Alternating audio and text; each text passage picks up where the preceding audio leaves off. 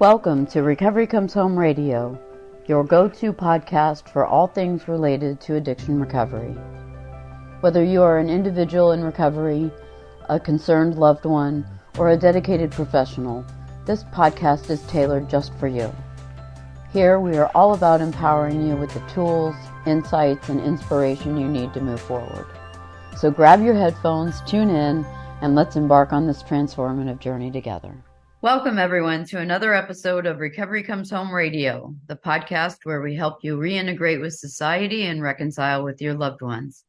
Today, I'm so excited to have Al Richards join us. He is a professional in the podcasting arena, certainly has more experience than I do, and he's got quite a story to share. I met him in another mutual group, and we immediately hit it off. So I'm excited to welcome Al. Thank you for being on the podcast, Al. Thank you, Adrian. I greatly appreciate it. Thank you so much for giving me this opportunity. So let's get to know a little bit about you really quick. Tell us a little bit of your story and what impact addiction has had on your life. All right. Well, I just got done doing a talk at an event just a couple of weeks ago, and I started out pretty much like this. I did my first line of cocaine at age 17. Which is fairly old for the majority, right? Most of them start right around puberty, around the 11, 12, 13 years of age. And I had just graduated high school, 1981. So I'm dating myself, which is okay because I don't care. We were offline. We were born offline. Right. Way offline. Yeah, exactly. And right out of high school, I started working construction. And shortly, starting here in Salt Lake City, they decided to shut down and they wanted a crew to go to Denver, Colorado. And being 17 and wanting to get out from underneath the wings of my parents, I'm like, man, I'm in. I'm going. Let's go bloody my nose. Let's see what the world's like without mom and dad. And when you get in the construction arena, we work hard. They work very hard Monday through Friday. And to make up that hard work, we party hard every single weekend. And that's when I did my first line of cocaine, and I immediately fell in love with it, and not realizing the effect it was going to have on my life years down the road. And I'm talking way down the road, right? It didn't happen immediately. So after working some construction, I traveled around, went to Denver, Colorado, went to Phoenix, back to St. George, Utah, here to Salt Lake. And the company started making some changes, and I didn't like the changes that they were making, and I decided to leave. And I worked for a water pump company where it was like oil rigs, but it was for water wells, and it was really hard. I was the guy's only employee. I wasn't getting paid what I was supposed to get paid for the type of work. Stopped at a friend's house just to see what he was doing, and he started working at a manufacturing place. And he said, hey, man, I'll get you hired on. And I started working for this manufacturing place where actually I spent 24 years. And I traveled there too. I went to Bowling Green, Kentucky for 3 years to get a plant up and running more efficiently, get the mechanics trained. Came back to Salt Lake because I was missing my kids. And they just kept overloading me with one thing after another. I was over 8 different packaging lines. I was over the parts room. I was over housekeeping. I was over property maintenance. I had projects coming at me from every direction. And we did laundry detergent. So the liquid department was really booming at the time because powders was kind of going off to the side. And my wife and I, the wife I was with at the time, we were invited to a party that a friend that she knew from work. And when we went to this party, I met this guy, and he goes, hey, there's some of us in the back room doing some coke. Do you do coke? And I'm like, well, it's been a long time, but yeah. Heck yeah. I lived my job 24/7. Again, I fell in love, and I ended up getting to a point to where it took a little time, probably around 4 months or so, but it got to where all of a sudden I was buying it every single weekend, every Friday and Saturday. And I told myself, this is the only time I'm going to do it. I have too much responsibility at work. I got too much going on. I got to stay focused. I'm around high-speed machinery at different times. I got to keep my head on my shoulders. So I will not do it during the week, only Friday and Saturday. So I had Sunday to recoup, get my act together again, go back to work and work 13, 14, 15 hours again. And I ended up getting a divorce. And I met another gal at the plant. We started dating. She went to a party with me where I was going in a back room every once in a while. And she, on the way home, she goes, what did you guys do back in the room? You kept going back there. And for me at that time in my life, Adrian, to be honest, Yeah. I was shocked myself. I was honest with her. I says, well, I've been doing some coke. And I remember she looked out the window and then she turned to me and she goes, you promise me you will never touch that crap again. And I said, okay, I promise. But as I was saying, I promise, in the back of my head, I'm like, yeah, that ain't one I'm keeping. No way. Yeah, I I had a dated her. reservation. Yeah. And we dated for 3 years and I did it every weekend and she had no clue. Wow. I hit it. Now, we both drank at the time, right? We would have friends come over and I moved into her place and friends would come over and we'd play games or cards or whatever. And I was able to hide the cocaine use. And people asked how I did it. And I'm like, well, if I started getting too high, I would just start drinking more and it would bring Right? me back down. Then if I start feeling too drunk, I would snort a little bit more. So I basically played this game all night long. Exactly what my husband did. Yeah, I mean, it's easy to do. And I hit it so well. And So you didn't. until I didn't, right? Well, what got me here is we dated for 3 years. I finally decided I was going to ask her to marry me. I thought I'd try marriage one more time. We got married in May of 2009. I walk into work one day in July of 2009, worked about 3/4 of a day. I got a call from my boss, called me down to his office. I went in his office and he says, you need to go take a drug test. I was like, what?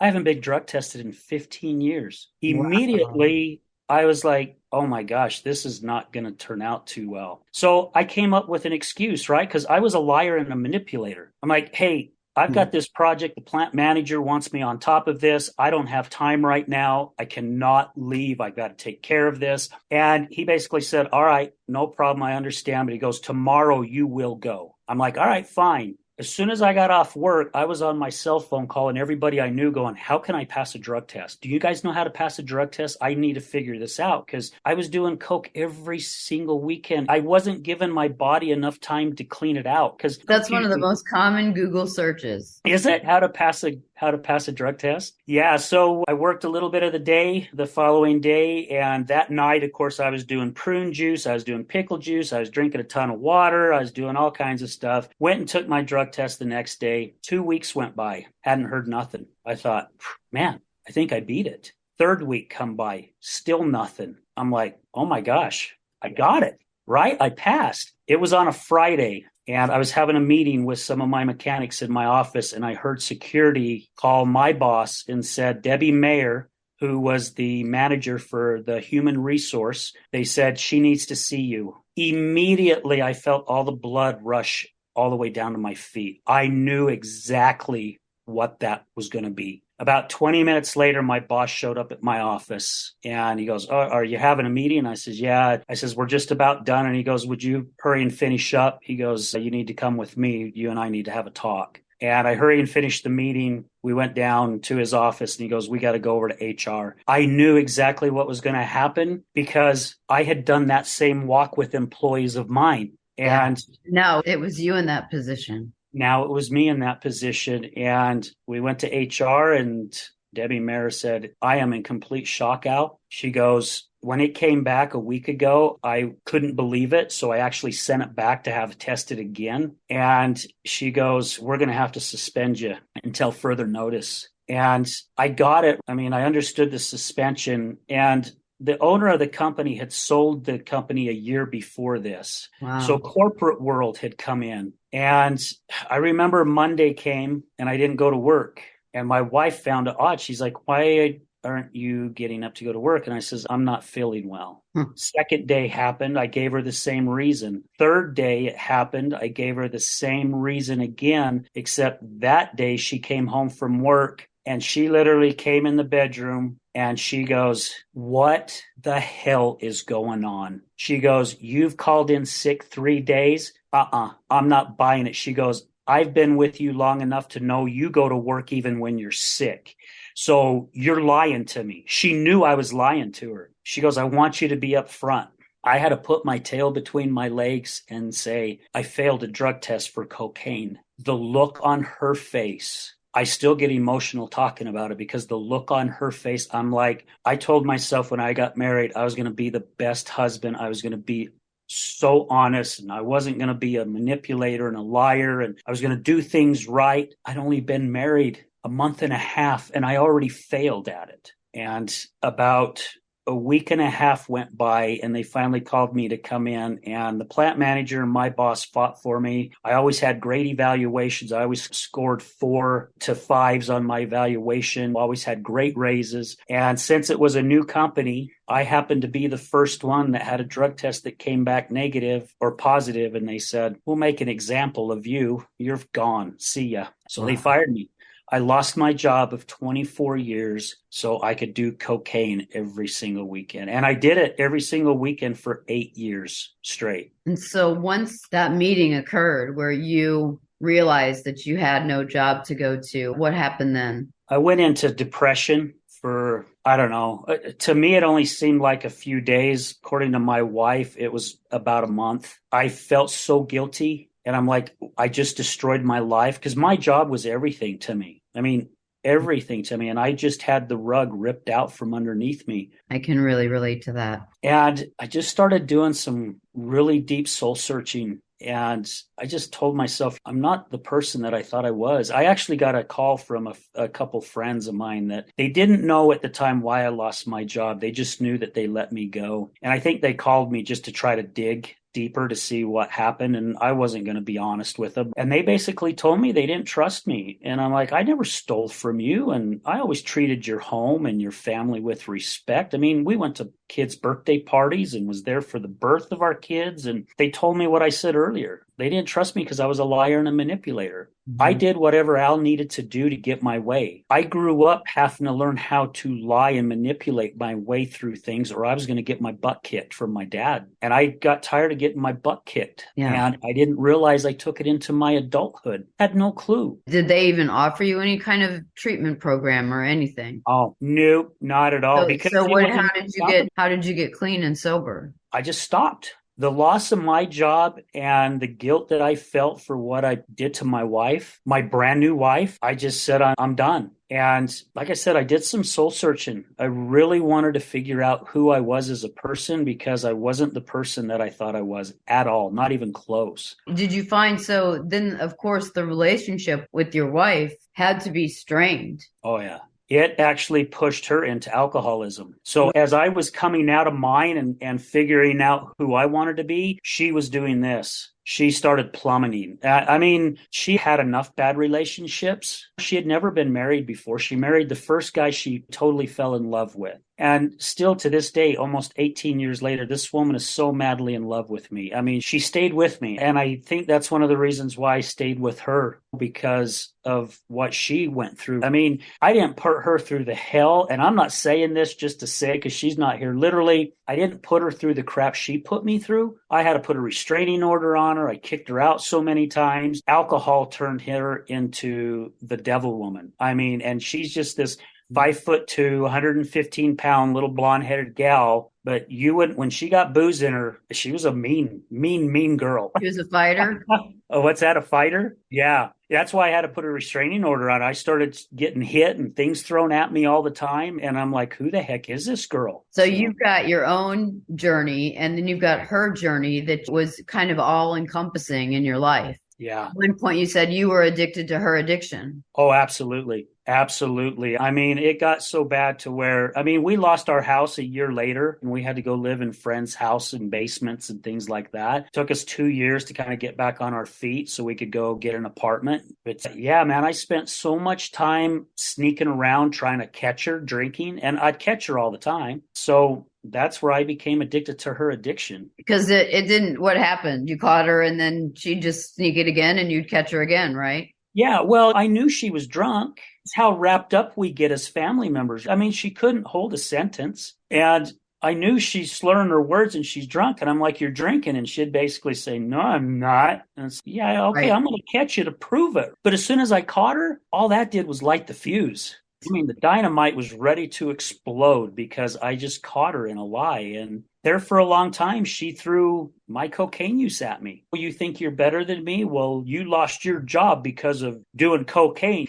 That was her way of protecting herself. Got to justify it somehow. And it got bad. 2019, I was on my way home from a networking group. And because I had started doing a lot of networking with local chambers and different things like that, and got to know a lot of people and different things. And I was coming home and I'm like, I can't come home. I know I'm going to go home and she's going to be drunk. And I'm like, you know what? I'm going to fix this. I'm going to go home. I'm going to get my pistol and I'm going to go up in the mountains and I'm going to take my life. That's how bad my mind got. And about halfway home, my phone rang and I picked it up, talked to whoever it was I was speaking with. And as soon as I hung up, the screenshot on my phone was of my 2 daughters and my 3 grandkids. And I immediately broke down and started crying. And I was crying so hard I couldn't see the road. And I had to pull over. And I'm pulling over and I'm just bawling. Tears are just pouring down my face. And I'm thinking, what am I doing? Why am I thinking this way? This is so stupid. I go, and if I do have the guts to go up in the mountains and take my life, I've just taken time away my 2 daughters have with me and our 3 beautiful grandkids. I just stole time away from them because of what I'm going through. And I had a good friend who's retired now, but she worked for the West Jordan police, and West Jordan is the city I grew up in. And I called her and I said, Holly, I need some help. And she works with a lot of our first responders who want to commit suicide. She started a program, so I knew she was the one I needed to call. And she basically kind of helped me get on a different path. And it got me out of the apartment we were living in. I only had a couple months left, and I was able to talk the complex into letting me get out of my lease a month early. And I used my wife for it. Basically, I said, you guys are tired of the cops coming over. I know, and it doesn't look good when cops are always coming over. And they let me out, and I found another place to live. And I basically put a restraining order on my wife because I had to keep her away from me to figure out what I was going to do to protect myself. Yeah, that's so important for our listeners to hear, that a lot of them come to us just battered and broken because they've been so beat up, whether it's a spouse or a child. It just sucks the life out of people. Yes, it does. You're clearly over that hump. And I'm sure that it wasn't that simple to just learn how to trust each other again and rebuild that foundation. Tell me what that looked like for you. Oh my gosh. That was a journey, a big journey. My wife was in and out of rehab, in and out of jail, out of detox here and there. I filed divorce on her 3 times during this journey. I canceled it 3 times. Something just kept bringing me back. Both my wife and I, our families are LDS. However, I'm not active. And I started becoming very spiritual. I started figuring out the difference between religion and spirituality. And kind of back just a little bit, I started hitting my knees again. And I hadn't prayed since I was probably 13. And I just started praying again. And I just kept getting told outside voices in my head. I like to call them my spirits talking to me, that just kept saying, hey, just keep going. And I'd meet somebody and they would kind of start helping me with some things, and I'd meet someone else. And I started reading a lot of books, and my wife started getting really bad. Mm-hmm. And this was kind of the beginning of it. It was the end of her journey and the beginning of ours together. It'll be 29 months ago this month on the 9th. She was hammered.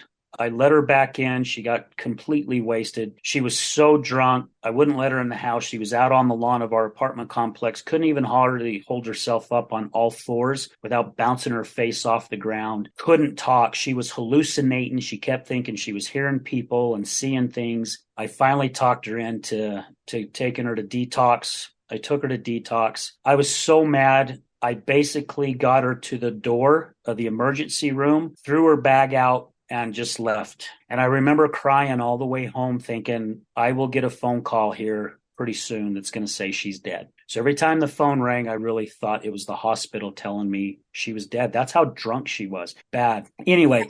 And that's definitely a feeling that a lot of our family members go through. They can't stand for the phone to ring because they just don't know if it's going to be a good news or a bad news. Yeah. And we think that we're going to have some peace, but we don't have the peace just because of that, because of the phone. Anyway, she got out of detox. She went to a recovery place. I wouldn't allow her back. She went to stay with her daughter. And I knew that wasn't going to last long. Her and her daughter, they're very good friends unless they are around each other longer than about 4 hours. And then the boxing gloves start getting put on and they start throwing stuff at each other. Anyway, so I decided to let her back, and I told her, these are the stipulations. I will put a roof over you, but if I see you have one drink, that's it. You're done. I finally put my foot down and said, I mean it. I don't give a crap if you're living on the streets. I don't care anymore. I just cannot deal with it. And she got really bad. And I don't know, a lot of our listeners may have heard of wet brain, but wet brain is what a lot of alcoholics get. And it gets to where your functionality, you just lose it, right? You can't walk, you can't talk. I couldn't understand anything she was telling me. I called my uncle up, and my uncle holds a position in the priesthood. And I said, would you please give her a blessing? She needs it, because I really thought I was going to lose her. Yeah. Get a blessing. About 2 weeks go by, and she's coming out of it.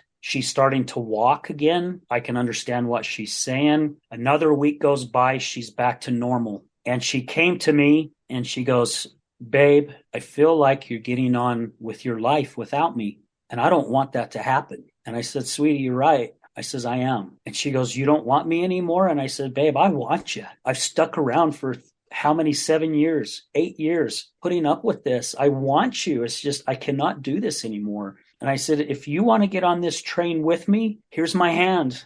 Let's do it together. But if you want to continue to drink, see ya. It's that simple. And I said, I need to figure out more of me. And so basically she goes, I want to get on the train with you. I want to get on the train with you. And I've promised, I know you've heard me say it 100 times, but I swear I'm going to do this. And I'm like, all right, jump on with me. And she did. And again, that was almost 29 months ago. Nice. And we're still learning. Right. We've done so much damage. We're still learning. We're actually even going through marriage counseling right now just to help us with some things. And it was her idea. And I figured, well, if I've come this far, at least I can do that, right? I can do some marriage counseling to see if we can get some of these old wounds healed. It sounds like you really built a good roadmap for yourself. You said you used prayer, and you built a support network. You were talking about the people coming to you in the right way, in the right time, and then reading different books, so educating yourself, and then finally some counseling too, added to that support network to help you guys reconcile, really. Yeah.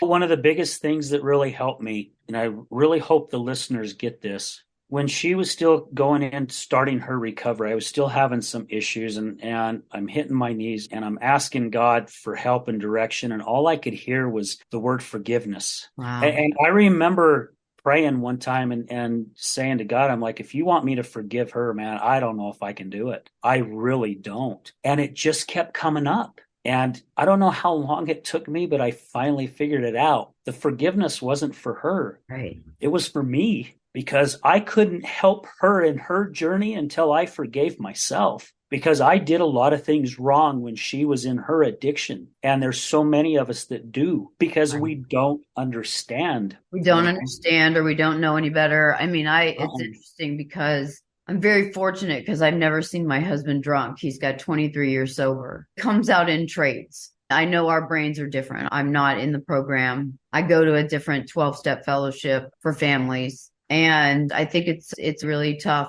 to reconcile that gap and build that trust back again. What was your experience with that? It was a tough one, because my wife's a smoker. So every time she went out to go smoke, there for a long time, I was still sneaking out to see if I could catch her going through the weeds to find the bottle that she hid. It was tough. And every time, if we went somewhere, every time I watched her leave to go to the bathroom, and she figured this out, she would leave her purse with me, because before, if she left, she always had her purse. I'm like, why do you got to take your purse to go to the bathroom? Well, it's because her bottle was in there. Wow. So she got to where she finally understood. So I have to go to the restroom, or I have to go here if we were somewhere together. And she'd go, here's my purse to help you feel more comfortable. Because what I didn't realize, addicts have triggers. There's certain things that trigger them. Absolutely right. Well, us on the other side, we have our triggers. And right. I didn't get it. I didn't know. Yeah, that's a vital point. Oh my gosh. Once I figured it out, I'm like, what a huge step that was for me, right? Instead of taking one stair, I was taking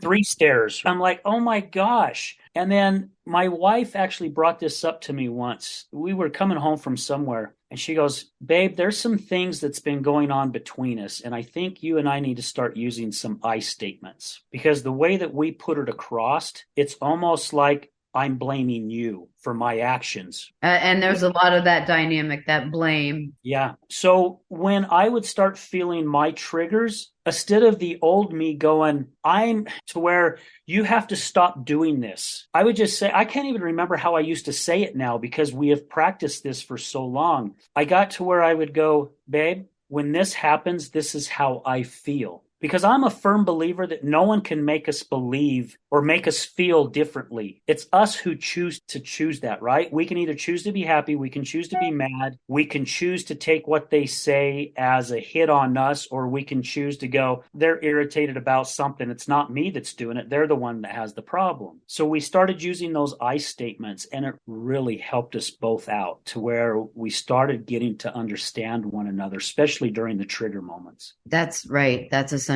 What about when you said when you were really talking more in the beginning times about your wife's addiction and you really found out how widespread addiction really is? I think that people don't really understand that as much as from 10 to now, some estimates are closer to 20% of the population is affected by some kind of substance use disorder. And that also includes both substances and behavioral addictions. Yeah. So when did you feel like you had enough information and how did the podcast idea come about? The podcast idea kind of came out during the pandemic. A little bit before that, when I really started opening up about what was going on with my wife, I was having coffee at a coffee shop with a friend of mine.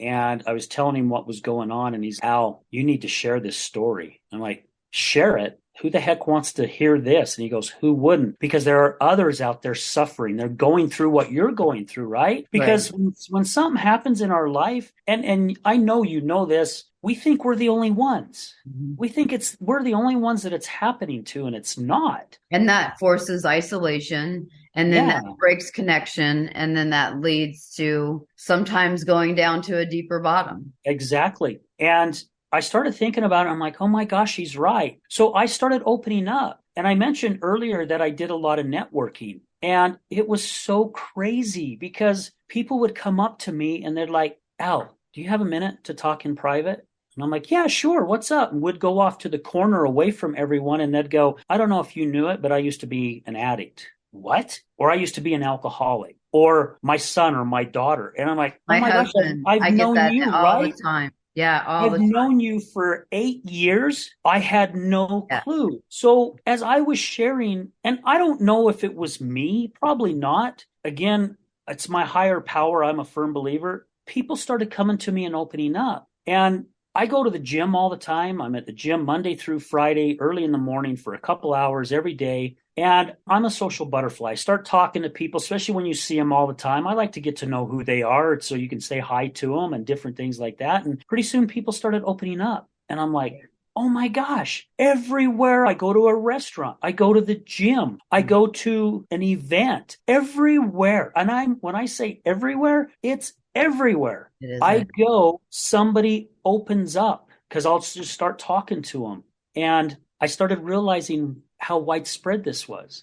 And when the pandemic hit, all my public speaking, which I'd only done 2 or 3 speaking events, came to a stop. And something just kept telling me there's something you need to do. There's something you need to do. And I couldn't figure out what it was. And one day I'm talking with somebody over the phone and they say, hey, have you ever watched this podcast, blah, blah, blah? And I'm like, no, I've not ever watched a podcast. And they're like, oh my gosh, they're so cool because there's all kinds of topics and different things. And check out this one. And I checked it out and it had nothing to do with addiction, nothing. And I'm watching it and I'm going, wow, this is pretty cool. This is interesting. People sitting down having a conversation about things that they believe in or things that they do. I love it too. Yeah. Oh, yeah, I'm with you. And I'm like, oh my, I could do a podcast. And I started checking into it and I'm like, well, I have no money to buy a mic. I have no money to buy a camera. I could do Zoom recordings, I guess. However, if I want to do that, I don't even know where to start. And 2021 hits, and here in Utah, people started kind of secretly doing some groups together, networking groups, very small amounts of people.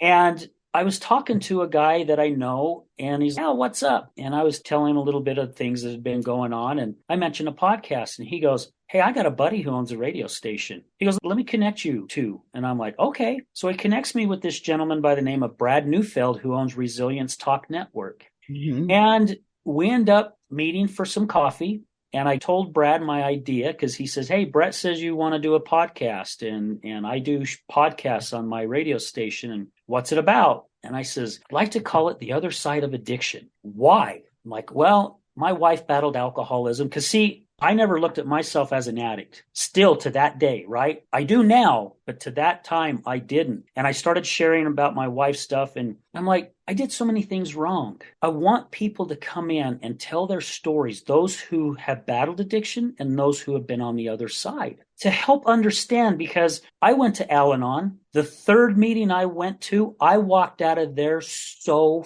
freaking upset. When my wife came out from her AA meeting, I looked at her and I says, "I will never show my face at this meeting again." Now, I'm not knocking Al-Anon because they have helped a lot of people. The group I went to, which I had gone to a couple, it just wasn't a fit for me. It's not what I was needing. Just like individuals go to different rehabs until they find one that fits, right? Right. And now there's many other resources that our families can avail themselves to. There is a group called, in addition to Al-Anon, I've completely forgotten the name of it, family addiction groups or family recovery groups. So Families Anonymous, that's what they call themselves. Oh, wow. I heard of that one. So there's some alternatives out there now. It's sad that it's becoming apparent after the pandemic.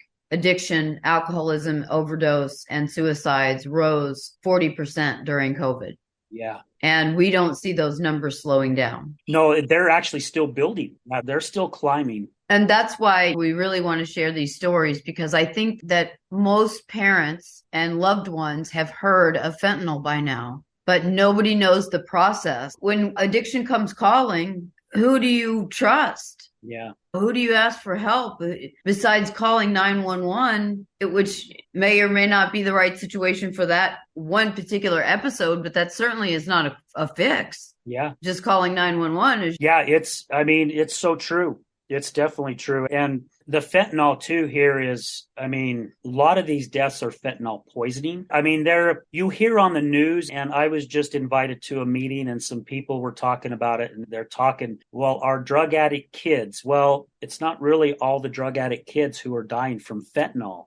That's right. It's poisoning. It's poisoning. They're being poisoned. Our children are being poisoned. Our children are being poisoned. I know of a gentleman that I met out of our state capital who lost his wife, who was in some major pain, and somebody that she knew gave her a pain pill that was laced with fentanyl. Wow. Took it, never woke up. I know another person who, her son lost a friend who was on, oh my gosh, what prescription? I think it was Xanax. And he ran out and he called the doctor, and the doctor says, "No, you still got another week and a half before it can be filled." So what did the kid do? He went online and found some Xanax online, ordered it, came to him 3 days later, took one pill, killed him. It had fentanyl in it. Wow. It's getting really bad. We have 20% of our population in Delray Beach is in recovery. So we try to keep abreast with the things going on around our state and our country. And honestly, they're ordering it from China, getting it shipped to Mexico, cooking it down there, and it's crawling over our borders. Yep. I don't think people understand it's not just the other pills that are laced. They're also making them in rainbow colors, so they look attractive to children. They look like sweet tarts in some situations. Yeah. It looks intentional. Oh, it is intentional. And I'm a guy that I speak my mind, and I really do believe it's intentional, because instead of starting a war where we've got the guns and the bombs, they're letting us kill ourselves, right? They are. Because our government now, and again, I'm not going for one government, whatever you're on the left or you're the right. That's not what I'm saying here. I'm just saying it's being allowed to come into our country and it's killing our freaking kids. Yeah, it And sure it is. has been planned this way. It is planned this way because there's no way, whoever is in office, no way who believe in us and the American way would they ever allow this. Ever. So in my eyes, it is planned. They're just going to go, well, we don't need to start a war. We'll just let them kill themselves. This is all we got to do, right? And it's happening. I mean, I just did a show a couple of months ago where 2021, there were 50,000 fentanyl deaths. And the following year, I think 120,000. And it's I don't climbing. know what the numbers are right now, but I bet you we're already way past that. And what we're seeing is that the kids coming out of treatment are about average age of 24 and 25, and they have a lot more mental health issues, primary mental health,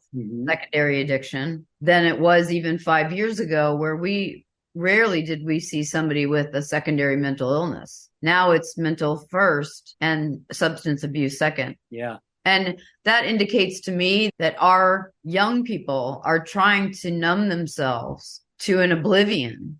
I mean, our society has gotten to a real crossroads. When the young people, the suicide rates are up, it's frightening. Yeah. Well, you said a key word, society. I did a talk out at one of our local high schools about a month and a half ago, and I brought it up. And God has given us all these feelings that we have for a reason, because we're supposed to experience them. The anger, the happiness, the pain, the not pain. I mean, we've got all these things inside of us. Society has molded us to where you are not supposed to feel this way. So here's some alcohol. Here's a pill. Here's a joint. Here's a line of cocaine. Here's some fentanyl. So you don't have to feel it anymore. And it's plastered everywhere. You turn on TV. What happens when you see someone on TV in a program that's had a hard day at work? What do? They go home and the first thing they do is go over and open up a bottle of wine or some brandy. It's because, I don't want to feel this. And in my experience, the answer is not in a bottle of any kind.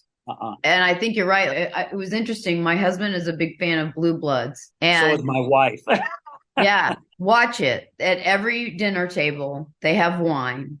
Yep. On their Sunday dinners. And every hard conversation that they have something like bourbon. Yeah. And then a lot of times, Danny is busting somebody in the bar. Yeah. Or it has to do with drugs. Yeah. So it's so embedded in our culture. Especially alcohol. Alcohol.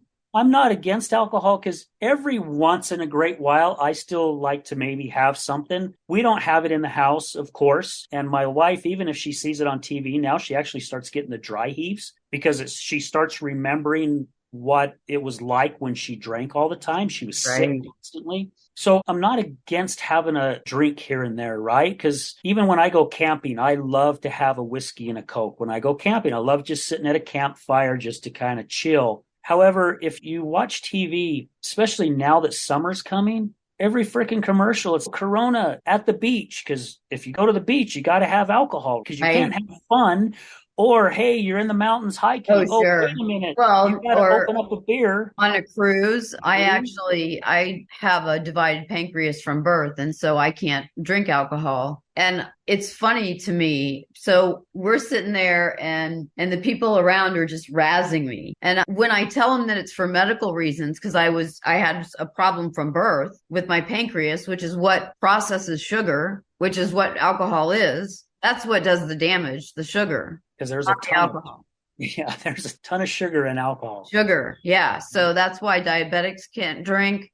People with pancreatitis can't drink. That's me. They accused me of, till the ends of the earth, they wanted to know how much I had been drinking. And I got this from a congenital problem, but 70% of the people with pancreatitis get it from drinking. Oh, wow. So I've met a lot of people in the program now that have a real respect for me because they've had pancreas attacks and they're no joke. When your pancreas starts turning on itself, it's an autoimmune issue. It's not pleasant at all. Very painful, isn't it? It's really painful. The first time I was 23 years old and I thought I was dying. It was after I had gotten taken out playing co-ed softball. And by the runner, I was waiting for the catch from third. And I just remember mostly being angry that he had broken the rules, but I was shooting darts out of my eyes. And finally he did say, are you okay? Huh. You know, and he didn't know, but that night my life changed forever. I thought I was dying when I had that first pancreas attack. Wow. And it's taken all these years later to learn I'm finally at a healthy weight. And I've been out of the hospital for 3 years. So it's taken me 10 years to get rid of the hospital for 3. Jeez. It's been a long last 15 years, I'll tell you that. And I'm really excited about this new life that I was not willing to turn my house into a hospital again and gain the weight, because 3 years ago I was in a wheelchair on a cruise with my husband. I was so low in weight, I couldn't hold my own weight up. And that's really where from that point to now, me being recovered, I don't see that much of a difference between me being recovered from a seemingly hopeless illness and my husband being recovered from a seemingly hopeless illness. Yeah. We had to use the same tools, the ones that you mentioned, prayer and meditation, building a support group, doing research and understanding really what addiction is and get to the root causes. Because I believe that a lot of us are just trying to put a Band-Aid on wounds that we didn't cause. Yeah. I was just going to say, you're 100% correct. I only started sharing my story in January of this year, where I literally opened up on the show one day and my guest co-host actually became the host and interviewed me because our guest that we were supposed to have on that day didn't show. And I've done some heavy thinking. I blamed it for years. I mean, I lost my job in 2009. I blamed it all on the stress of my job, and it was stressful. But as I've really started thinking more about it, I was doing the same things on putting Band-Aids over old wounds. I had a dad who, I got my butt kicked all the flipping time, all the time. Yeah, my husband too. And there were things that I felt guilty when I was working for the plant and I left Utah here to go to Bowling Green, right? Because I had just gone through a bad divorce with my girl's mom. And every time their mom and I got together, it was nothing but a fight. And I was seeing it was affecting our girls. And I'm like, these kids don't need to be around this. I didn't see my kids for 2 years. I talked to them on the phone, but I felt guilty, right, for leaving my kids. Stuff just as a childhood, feeling guilty about what I did with my kids, feeling guilty about all the lying and manipulating that I did throughout pretty much all my life, not realizing I was using that cocaine and alcohol to cover all that up. It didn't really start coming out until I started doing actually this podcast. My podcast it has helped me in so many flipping ways. And it's not the show, it's the individuals on the show. Yeah. And the individual stories. My gosh. We need to take away the stigma. Yes. We need to show these are real people with real lives. That yes, people do get addicted, but we do recover. Yeah. And it doesn't matter your recovery. We like to call it the ABCs of recovery around here. It's accept your situation and take appropriate action. The B is be brave enough to start over and over. And C is cultivate a stellar support system, starting with God. Yeah. And following those that, like I said, I saw that's what my husband also did with his own recovery. And I had to let those two things be separate. I have the PTSD and the traumas that I've had from past hospitalizations. There's nothing he can do to take the nightmares away or, you know what I mean? But he can be there as a support for me. And same thing with him. I can't help him in certain ways either. And I have to trust that his higher power has got him covered. Yeah, we just got done being on one of our local news stations, I don't know, about a month and a half ago. And one of the gentlemen that I was on the show with said, the opposite of addiction is connection. And we have to have that connection. We have to surround ourselves with good people. And Dr. Gabor Mate says that all the time. Yeah, and it's so true. So true. We have to have a support group. And it's the support group of people who understand. Because my wife can have a conversation with me still to this day after 29 months sober. And there are certain things that she'll come up and I just look at her now. And instead of being her therapist like I used to be, I'm her husband now. And I'm like, babe, I really do appreciate you sharing this with me. However, I'm not getting it. And sometimes she'll even just say, look, I don't want a response from you. I just want you to listen. And I'll listen. However, if she is looking for a response and it's one that I know I better not say because I will end up saying the wrong thing, I will say, hun, have you called Tiffany or Trish? Because they'll be able to answer that. I'm not able to. Yeah. And it helps. That's true. And just to be wise enough to separate those two things, I knew too, there were definitely things that I could not say as a wife. I had to wait for his sponsor to tell him. Yep. And I had to have the patience and the grace to just be able to go, okay, whenever this is going to materialize, it's going to materialize. My husband's favorite saying, it is what it is. Yeah. We say over here, my wife and I, we like to say, stay on your own side of the street. Yes. That's what we tell each other all the time. And that's so true. Like, and my husband and I, and just probably 2 years ago, made a commitment to each other that if we get into an argument or a fight, one of us will come back to the other and say, can we just start over? And that's our code sentence. We built that as a safe place. Yeah. If one or another has humbled ourselves to come to the other one and say, can we just start over? It's not for the other one to just bap them on the head. And it works in the addiction stuff too. I mean, literally, it's coming out of addiction and learning the certain tools helps us in everyday life. It's just not for addicts and those on the other side, the loved ones. It's for everyday life. It has helped my wife and I.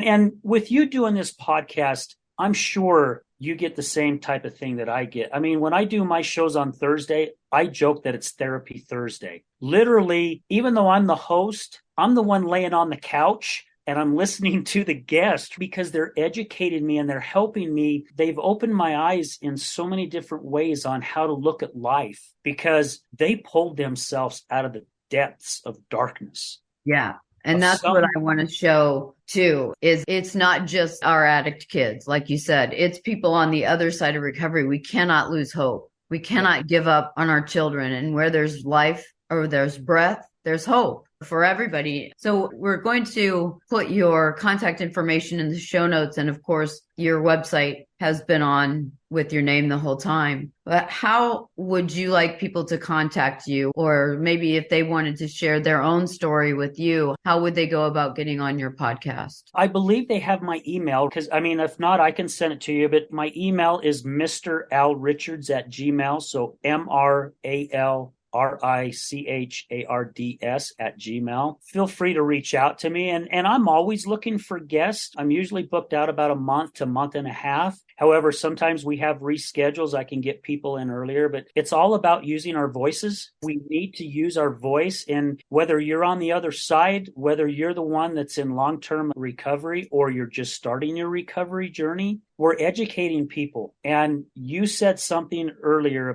maybe about 5 or 10 minutes ago about the stigma. One of our missions is to get rid of the stigma. Ours too. When you start learning what a lot of these people have gone through in their life, you'll start going, oh my gosh, if that happened to me, I may be in the same shoes they are in. Same shoes. That's right. So yeah, it's the best way to contact me. My other email gets flooded with so many other junk things, but this one is just specifically for the addiction part of stuff. And I will get a hold of you. You can also find me on Facebook.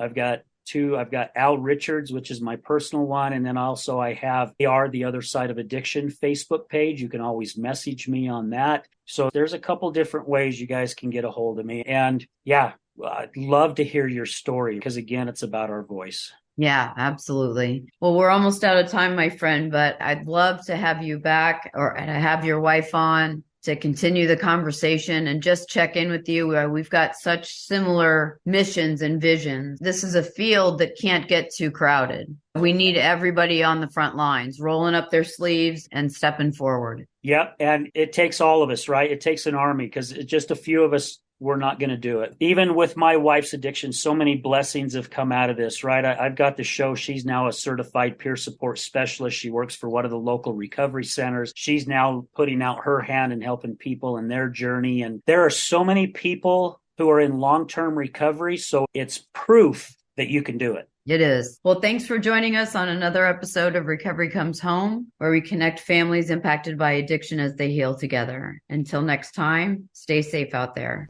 Thank you for tuning in to Recovery Comes Home Radio. We hope that today's episode has provided you with valuable information and insights on the recovery process. Remember, you are not alone on this journey. Keep seeking support, practicing self-care, and moving forward one step at a time. Until next time, stay strong, stay resilient, and stay humble. Hope lives here.